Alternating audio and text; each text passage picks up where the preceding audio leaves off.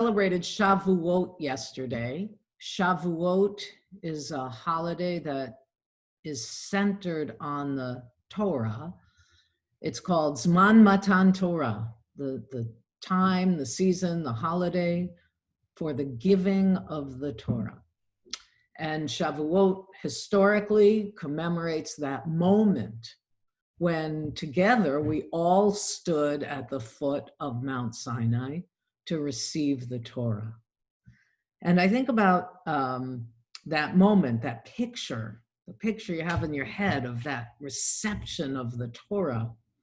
And most often, and it may be because of some movie or another, we think of Moses holding the tablets, but in truth, it was the entire Torah that was given at Mount Sinai. It was the Torah writ large. And usually we look at the Torah, and the way we love Torah best is to look at the aleph and the beits and the particular letters. But I want to take a moment to look at Torah writ large. If we take a step back and view the Torah as a whole, it's clear that the Torah stands for certain impermeable values. And those values, I just think I can say three of them that permeate the entire Torah. One of those values is B'Tselem Elohim, that God created every single human being in the image of God, with a piece of God. And another, V'ahavta re'echa kamocha, you shall love your neighbor as yourself. Whatever we're reading in Torah, that value permeates. Those values permeate. And another, tzedek, tzedek, tirdof. Justice, justice, you shall pursue. I think of those values in particular, and I feel a profound sadness as we reflect upon the past week and consider what's been happening in our world these days and the pain that has been caused by the violation of those values. First, we hit a COVID landmark this week here in the United States. 100,000 people died from COVID. And each one of those people we know was created B'Tselem Elohim. Each soul, a piece of God. How do we wrap our heads around that tragedy, that sadness? The Israeli poet Zelda said, L'chol ish yesh shem. Every person has a name. We honor people by knowing their names. The New York Times printed the names right on its front page. Of course, it couldn't fit all 100,000 people on the front page. There isn't a font small enough to do that. But they printed 1,000 of the names, just 1% of the names. And if you gazed upon that page, you experienced the power of L'chol ish yesh shem.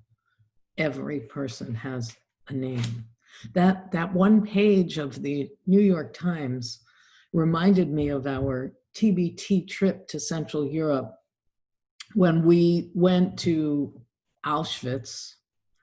And at Auschwitz, they had one barracks set aside for a memorial. And you walked into the barracks and there was a book.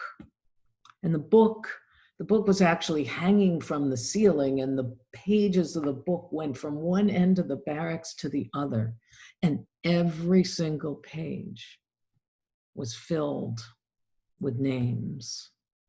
And those Pages filled the entire room, sheets and sheets and sheets. And I think l'chol ish yesh shem. Every human being has a name. 1,000 people. 6 million of our people who perished in the Holocaust. And also this past week, it's important to name the one person. I want to lift up the name, George Floyd, killed brutally with a police officer's knee in his neck. And we despair at the wanton cruelty and also the racism and the injustice and the oppression of African Americans. That one person, that one knee. But in that one moment, we witness the 400 years of oppression of African Americans in our country. And so it lit a fuse. It lit a fuse, and now my beloved Minneapolis is burning. And so we pray. We pray for that city. We pray for there to be people who can hold fast to values that propel us toward a future that is better. We have a faith that we can be better, we can do better. We pray for the city, we pray for our country, and we embrace the challenge of Torah. Tzedek, tzedek, tirdof. We will pursue justice because we know we were all created, b'tselem Elohim. We were created in God's image. And because we know that, we also know to live by the words, V'ahavta re'echa kamocha, you shall love your neighbor as yourself. And so we ache for those who have died. We ache for those who are struggling. And we burn with the fire of Torah to make this world as good as we know it can and should be. Can you hear that song? May it be God's will.